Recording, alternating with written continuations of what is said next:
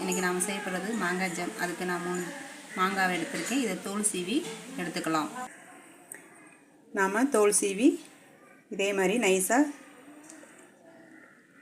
இந்த மாதிரி சீச்சு வச்சுக்கலாம். இப்போ ஒரு குக்கரில் அதை எல்லாத்தையும் சேர்த்துக்கலாம்.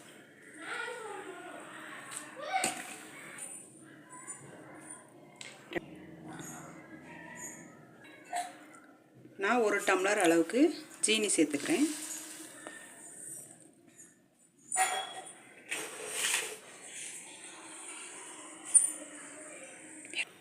ஒரு ஸ்பூன் மிளகாய்த்தூள், கொஞ்சமாக கல்லுப்பு, 1 டம்ளர் அளவு தண்ணி சேர்த்துக்கலாம். இப்போ இது எல்லாத்தையும் ஒரு 5-6 விசில் வர வரைக்கும் நம்ம இதை வச்சுக்கலாம்.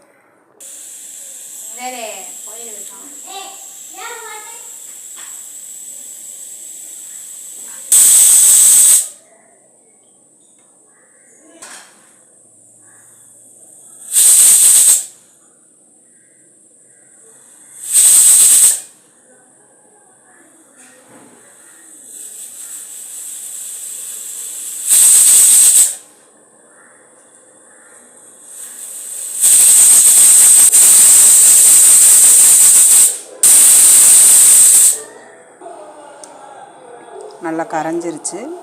இப்போ கொஞ்சம்